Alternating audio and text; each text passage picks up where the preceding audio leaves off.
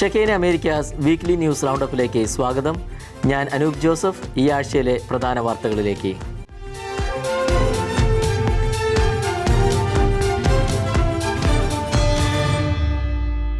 Francis പാപ്പ വിശുദ്ധ പത്രോസിന്റെ സിംഹാസനത്തിലേക്ക് തിരഞ്ഞെടുക്കപ്പെട്ടിട്ട് മാർച്ച് 13-ന് 12 വർഷം പിന്നിട്ടു.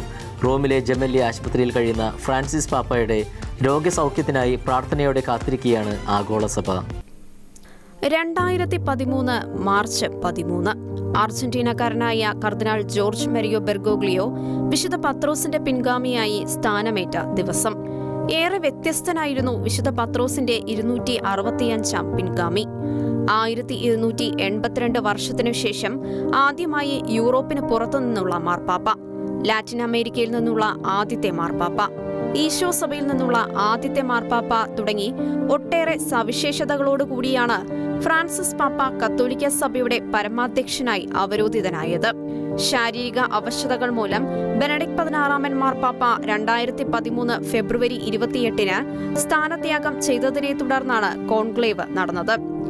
1936 ഡിസംബർ മാസം 17-ാം തീയതി അർജന്റീനയുടെ തലസ്ഥാനമായ ബ്യൂണസ് ഐറസിലാണ് ജോർജ് മരിയോ ബെർഗോഗ്ലിയോ ജനിച്ചത്.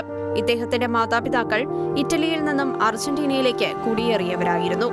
രസതന്ത്രത്തിൽ ബിരുദം കരസ്ഥമാക്കിയ ശേഷം 1958 മാർച്ച് 11-നാണ് ജോർജ് മരിയോ ജെസ്യൂട്ട് സന്യാസ സഭയിൽ ചേർന്നത്. ശേഷം 1969 ഡിസംബർ 13-ാം തീയതി തിരുപ്പട്ടം സ്വീകരിച്ചു. തിരുപ്പട്ട സ്വീകരണത്തിന് ശേഷവും ഫാദർ ജോർജ് മരിയോ തന്റെ പഠനം തുടരുകയും 1973 ജൂലൈ 31-ാം തീയതി അർജന്റീനയിലെ ജെസ്യൂട്ട് സന്യാസ സമൂഹത്തിന്റെ പ്രൊവിൻഷ്യാളായി തിരഞ്ഞെടുക്കപ്പെടുകയും ചെയ്തു.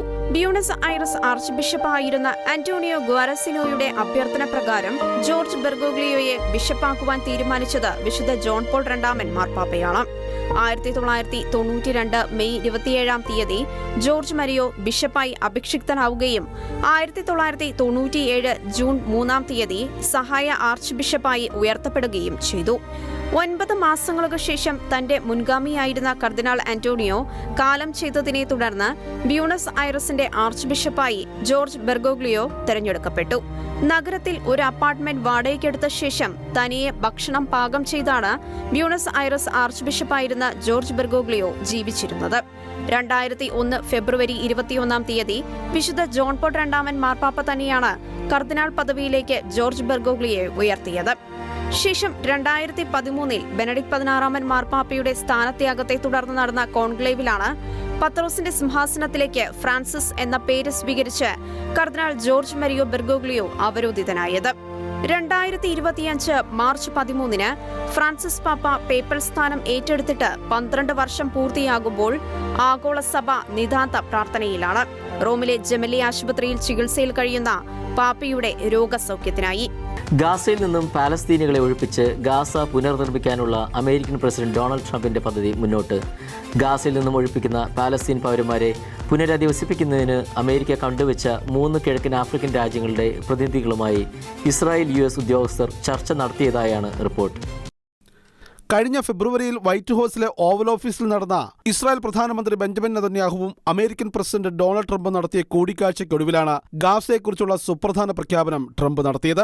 ഗാസയെ പൂർണ്ണമായും ഹമാസ് രഹിതമാക്കുവാനുള്ള പദ്ധതിയായിരുന്നു അത്. ഗാസയിൽ വസിക്കുന്ന പാലസ്തീനിയൻ ജനങ്ങളെ തൊട്ടടുത്തുള്ള ഈജിപ്തിലേക്കും ജോർദാനിലേക്കും മാറ്റിപ്പാർപ്പിച്ചതിനു ശേഷം ഗാസയെ പുനർനിർമ്മിക്കുക, ഗാസയെ മിഡിൽ ഈസ്റ്റിലെ റിവേറിയാക്കി മാറ്റുക എന്നതായിരുന്നു പദ്ധതി. ട്രംപിന്റെ ഈ തീരുമാനത്തോട് ഈജിപ്ത് അനുകൂലമായി പ്രതികരിച്ചില്ല.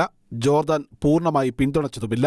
സമയമാകുമ്പോൾ അവർ ഉചിതമായ തീരുമാനമെടുക്കുമെന്നാണ് ട്രംപ് അന്ന് വ്യക്തമാക്കിയിരുന്നത്. ഇതിനിടയിൽ ഈജിപ്തിൽ കൂടിയ അടിയന്തര അറബ് ഉച്ചകോടിയിൽ ട്രംപിന്റെ പദ്ധതിക്ക് ബദലായി ഈജിപ്ത് ഗാസയെ പുനർനിർമ്മിക്കുന്ന ഒരു പദ്ധതി അവതരിപ്പിച്ചു. $53 ബില്യൺ ഈ പദ്ധതിക്കായി ഈജിപ്ത് കണക്കുകൂട്ടിയിരുന്നത്.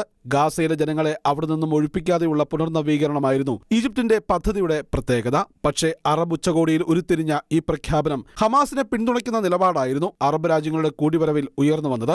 ഈജിപ്തും ജോർദാനും പിന്തുണച്ചില്ലെങ്കിൽ പകരം ഗാസയിലെ ജനങ്ങളെ മാറ്റിപ്പാർപ്പിക്കുവാൻ ട്രംപ് കിഴക്കൻ ആഫ്രിക്കയിലെ 3 രാജ്യങ്ങൾ തിരഞ്ഞെടുത്തിരുന്നു. അത് വലിയ വാർത്തയുമായിരുന്നു. ഇപ്പോൾ ആ രാജ്യങ്ങളുടെ രാജ്യങ്ങളുടെ പ്രതിനിധികളുമായി അമേരിക്ക, ഇസ്രായേൽ നയതന്ത്ര ഉദ്യോഗസ്ഥർ ഔദ്യോഗികമായി ചർച്ചകൾ നടത്തിയതായുള്ള വാർത്തകളാണ് അന്താരാഷ്ട്ര മാധ്യമങ്ങൾ പുറത്തുവിട്ടിരിക്കുന്നത്. ട്രംപിന്റെ ഓഫർ സുഡാൻ നിരസിച്ചതായും സൊമാലിയയും സൊമാലിലാൻഡും പ്രതികരിച്ചിട്ടില്ലെന്നുമാണ് റിപ്പോർട്ടുകൾ പുറത്തുവന്നിരിക്കുന്നത്. ഒരു ഇടവേളയ്ക്ക് ശേഷം വീണ്ടും ഗാസയുടെ പുനർനിർമ്മാണം അന്താരാഷ്ട്ര തലത്തിൽ ചർച്ചയാവുകയാണ്.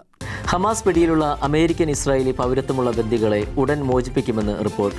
ദോഹയിൽ നടന്ന US ഹമാസ് ചർച്ചയിൽ ഉയർന്നുവന്ന അമേരിക്കൻ ആവശ്യങ്ങൾ ഹമാസ് അംഗീകരിക്കുകയായിരുന്നു. ഹമാസ് തടവിൽ ജീവനോടെ അവശേഷിക്കുന്ന ഒരാളെയും കൊല്ലപ്പെട്ട 4 ബന്ദികളുടെ മൃതദേഹങ്ങളുമാണ് കൈമാറുക.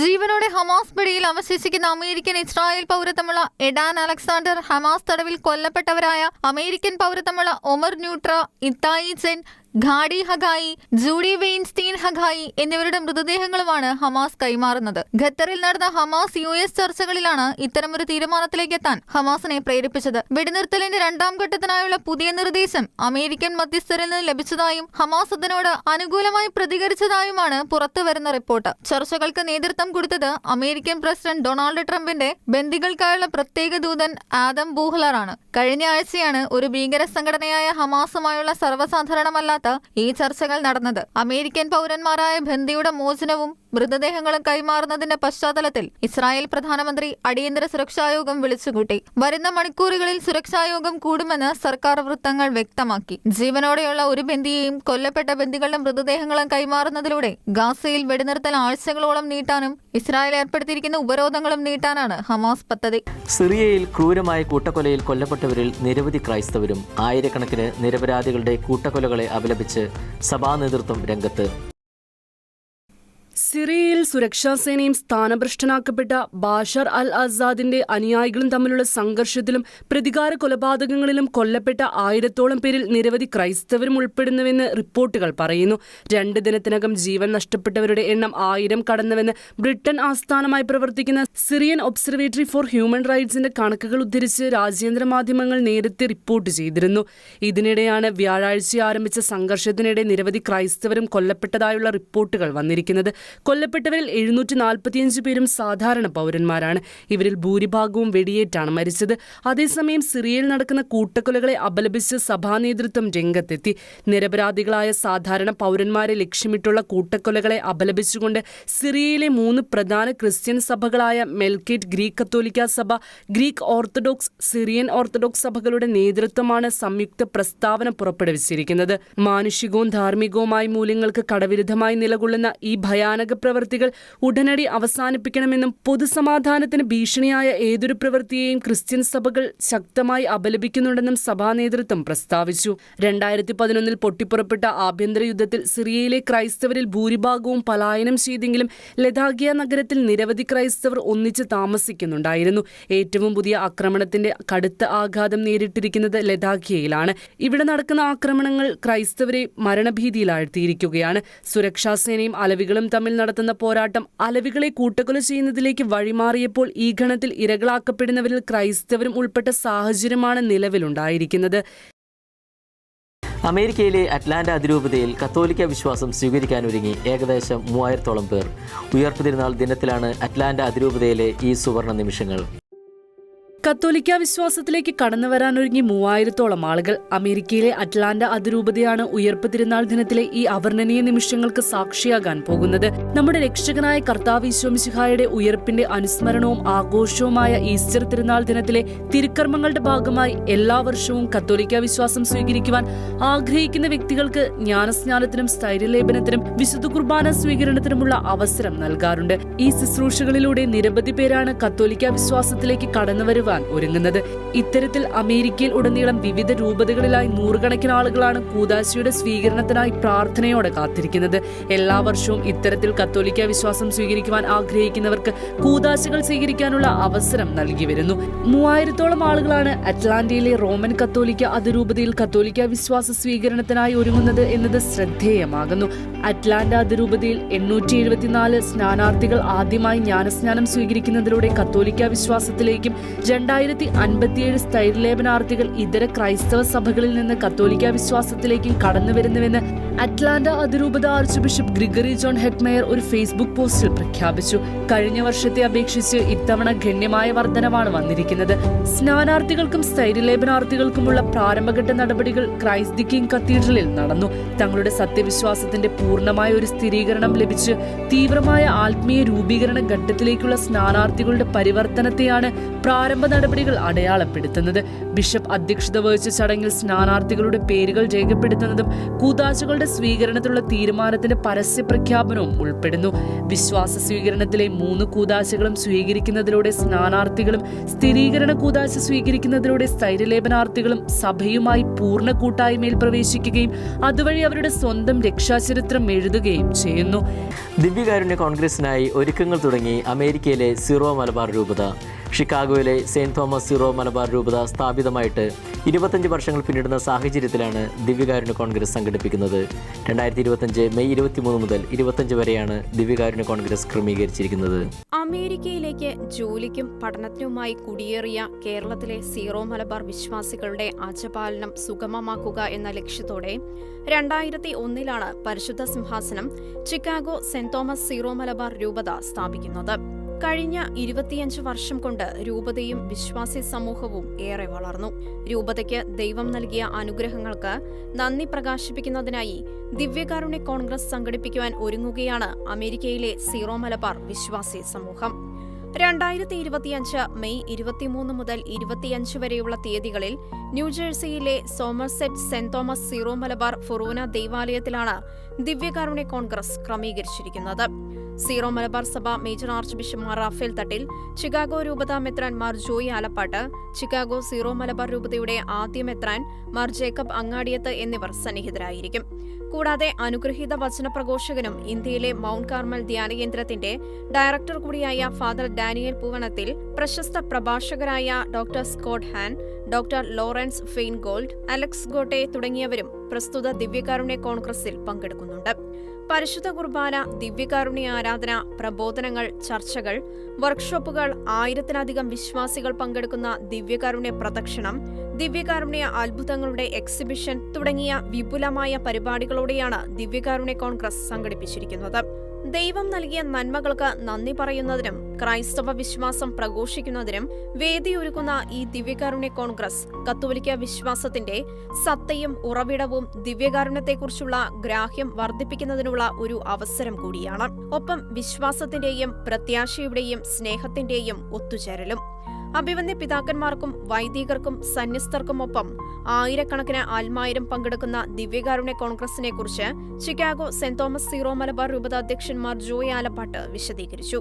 ചിക്കാഗോ കേന്ദ്രമായി 2001 ആരംഭിച്ച സെന്റ് തോമസ് സീറോ മലബാർ രൂപതയുടെ 25ാം വാർഷികത്തിലേക്ക് നാം പ്രവേശിക്കുകയാണല്ലോ. ഈ വാർഷിക നമ്മെ സംബന്ധിച്ച് വലിയ ഒരു പ്രാധാന്യമുള്ള ഒരു സംഭവമാണ്. വളരെ നാളത്തെ പ്രാർത്ഥനയുടെയും പരിശ്രമത്തിൻ്റെയും കാത്തിരിപ്പിൻ്റെയും ഒക്കെ ഫലമായിട്ടാണ് അമേരിക്കയിൽ സീറോ മലബാർ സഭയ്ക്ക് ഒരു രൂപത സ്ഥാപിച്ച് കിട്ടിയത്. ഈ കഴിഞ്ഞ 25 വർഷക്കാലം നാം കടന്നു പോന്ന ആ വഴിത്താരയിൽ ദൈവം നമ്മോട് കൂടി ആയിരുന്നുകൊണ്ട് ധാരാളം സമൃദ്ധമായ കൃപാവരങ്ങൾ നൽകി നമ്മെ അനുഗ്രഹിക്കുകയുണ്ടായി. ആ കൃപാവരങ്ങൾക്ക് നന്ദി പറയുന്നതിനായിട്ടാണ് നമ്മൾ മെയ് മാസം 23, 24, 25 ദിവസങ്ങളിൽ ന്യൂജേഴ്സിയിലുള്ള Saint Thomas Syro Malabar forane church Somerset പള്ളിയിൽ വെച്ച് ഒരു യൂക്കറിസ്റ്റിക് കോൺഗ്രസ് ആദ്യമായി നമ്മുടെ രൂപതയിൽ നമ്മൾ നടത്തുന്നത്. ഈ യൂക്കറിസ്റ്റിക് കോൺഗ്രസ് ലക്ഷ്യം വയ്ക്കുന്നത് ദൈവം നമുക്ക് നൽകിയിട്ടുള്ള അനവധിയായ നന്മകൾക്ക് നന്ദി പറയുന്നതിനും ഇനിയും തുടർന്നുള്ള നമ്മുടെ ഭാവി ജീവിതത്തിൽ നമ്മുടെ തലമുറകൾക്ക് ആവശ്യമായ വിശ്വാസ വെളിച്ചം ധാരാളമായി സിദ്ധിക്കുന്നതിന് യാചിച്ചുകൊണ്ടും നമുക്ക് ഒരുമിക്കാം. നിങ്ങളെല്ലാവരെയും ഈ യൂക്കറിസ്റ്റിക് കോൺഗ്രസ്സിലേക്ക് ഞാൻ പ്രത്യേകമായിട്ട് ക്ഷണിക്കുകയാണ്.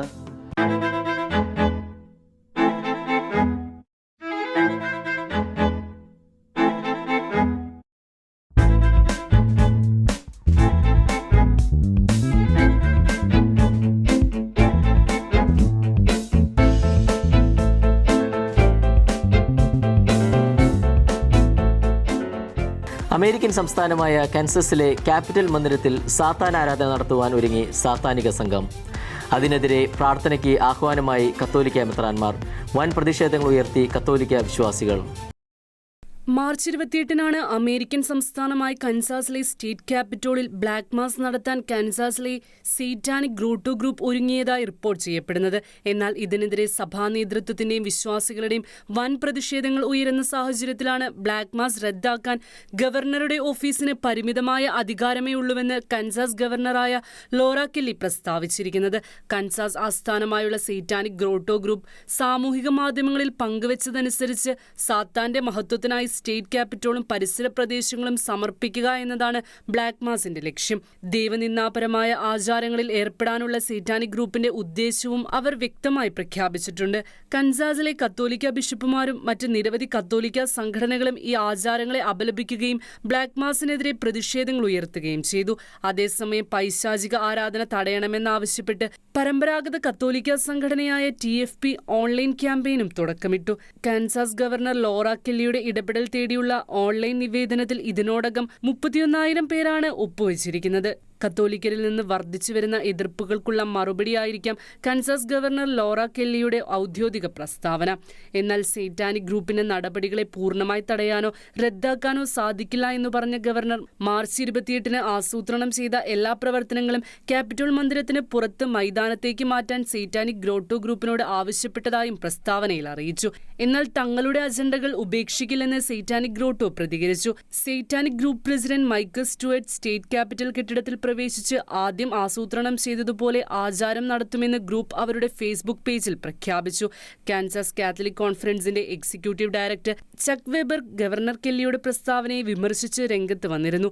ഇത്തരം പ്രസ്താവന അപമാനകരമാണെന്നും മുൻകൂട്ടി നിശ്ചയിക്കപ്പെട്ട പരിപാടിയെക്കുറിച്ച് മനഃപൂർവ്വമായ അജ്ഞത കാണിക്കുകയാണെന്നും കാത്തലിക് ന്യൂസ് ഏജൻസിക്ക് നൽകിയ പ്രസ്താവനയിൽ ചക്ക് വെബർ പറഞ്ഞു. സ്റ്റേറ്റ് ക്യാപിറ്റലിൽ നീചവും നിന്ദ്യവുമായ സാത്താനിക് ആരാധന നടത്താൻ അനുമതി നൽകിയ ശേഷം സ്വീകരണ മുറിയിൽ നിന്ന് മുൻവശത്തെ പൂമുഖത്തേക്ക് മാറ്റുന്ന തരത്തിലുള്ള നടപടിയാണ് ഗവർണറുടെ പ്രസ്താവനയെന്ന് ചക്ക് വെബർ കുറ്റപ്പെടുത്തി.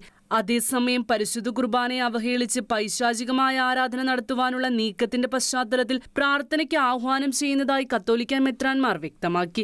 ക്യാപിറ്റോളിനുള്ളിൽ നടക്കാനിരിക്കുന്ന ദൈവനിന്ദാപരമായ കാര്യങ്ങളെക്കുറിച്ച് തങ്ങൾക്ക് അറിയാമെന്നും ആസൂത്രിതമായ പരിപാടിയെ പ്രതിരോധിക്കാൻ ആത്മീയവും നിയമപരവുമായ കാര്യങ്ങൾ ചർച്ച ചെയ്തു വരികയാണെന്നും മെത്രാന്മാർ പറഞ്ഞു. ഇതിൽ പങ്കെടുക്കുവാനിരിക്കുന്നവരുടെ മാനസാന്തരത്തിനും നോമ്പുകാലത്ത് ഓരോ വ്യക്തിയുടെയും സ്വന്തം ഹൃദയപരിവർത്തനത്തിനും വേണ്ടി പ്രാർത്ഥിക്കുകയാണെന്നും സ്ഥിതിഗതികൾ വിശ്വാസികളെ അറിയിക്കുമെന്നും മെത്രാൻ സമിതി വ്യക്തമാക്കി. നോഹയുടെ പെട്ടകവുമായി ബന്ധപ്പെട്ട ബൈബിൾ സംഭവത്തിന് ചരിത്ര തെളിവ് കണ്ടെത്തിയതായി report. Mount അറാറാത്ത് and Noah's ark ഗവേഷണ സംഘമാണ് നോഹയുടെ നാളുകളിലെ തെളിവുകൾ കണ്ടെത്തിയിരിക്കുന്നത്. സമുദ്ര ഫോസിലുകളുടെ പഠനത്തിലൂടെ നോഹയുടെ നാളുകളിലെ വെള്ളപ്പൊക്കത്തിന്റെ തെളിവുകൾ ലഭിച്ചതായാണ് റിപ്പോർട്ട്. തുർക്കിയിലെ ഡുർപിനാർ ഫോർമേഷനിൽ ഒരു പെട്ടകത്തിന്റെ ആകൃതിയിലുള്ള കുന്ന് വിദഗ്ധർ കണ്ടെത്തിയിരുന്നു. നോഹയുടെ പെട്ടകത്തിന്റെ ഫോസിലൈസ് ചെയ്ത അവശിഷ്ടങ്ങളുടെ സൂചനകളാണ് ഇവിടെ നിന്നും സംഘത്തിന് ലഭിച്ചിരിക്കുന്നത്. 2001 മുതൽ Istanbul Technical University, Agri Ibrahim Cecen University, United സ്റ്റേറ്റ്സിലെ ആൻഡ്രൂസ് യൂണിവേഴ്സിറ്റി എന്നിവിടങ്ങളിൽ നിന്നുള്ള ഗവേഷകരുടെ ഒരു സംഘം Mount Ararat and Noah's ark ഗവേഷണ സംഘത്തിന് കീഴിൽ സഹകരിച്ച് പ്രവർത്തിച്ചു വരികയാണ്. ഏകദേശം 5000 വർഷങ്ങൾക്ക് മുൻപുണ്ടായ വിനാശകരമായ വെള്ളപ്പൊക്കത്തിന്റെ സൂചനകളിലേക്കാണ് ഗവേഷണ സംഘത്തിന്റെ കണ്ടെത്തലുകൾ വിരൽ ചൂണ്ടുന്നത്. സൈറ്റിൽ നിന്ന് ഏകദേശം 30 സാമ്പിളുകളാണ് സംഘം ശേഖരിച്ച് പരിശോധനകൾക്ക് വിധേയമാക്കിയത്. പരിശോധനാ ഫലങ്ങളിലെ കണ്ടെത്തലുകൾ സൂചിപ്പിക്കുന്നത് ഈ പ്രദേശം ഒരു കാലത്ത് വെള്ളത്തിനടിയിലായിരുന്നു എന്നാണ്. പരിശുദ്ധ ബൈബിളിലെ മഹാപ്രളയത്തിന്റെ കാലഘട്ടവുമായി ഇവിടെ നിന്ന് കണ്ടെത്തിയ മണ്ണിന്റെ സാമ്പിളിന് സാമ്യമുണ്ടെന്നാണ് ഏറ്റവും പുതിയ വിശകലനങ്ങൾ സൂചിപ്പിക്കുന്നത്. ബൈബിൾ സംഭവങ്ങളുടെ ആധികാരികതയ്ക്കും വിശ്വസനീയതയ്ക്കും ചരിത്ര തെളിവായി മാറുകയാണ് അറാറത്ത് പർവ്വതനിരകളിലെ ശാസ്ത്രത്തിന്റെ പുതിയ കണ്ടെത്തൽ. ദൈവനിവേശിത സ്വഭാവമുള്ളവയല്ല മരിയ വാൾട്ടോർത്തയുടെ രചനകളെന്ന് സ്ഥിരീകരിച്ച് വത്തിക്കാൻ. ദൈവമനുഷ്യന്റെ സ്നേഹഗീത എന്ന രചനയെക്കുറിച്ചുള്ള നിലപാടിലാണ് വത്തിക്കാന്റെ വിശ്വാസ തിരുസംഘം വ്യക്തത നൽകിയിരിക്കുന്നത്.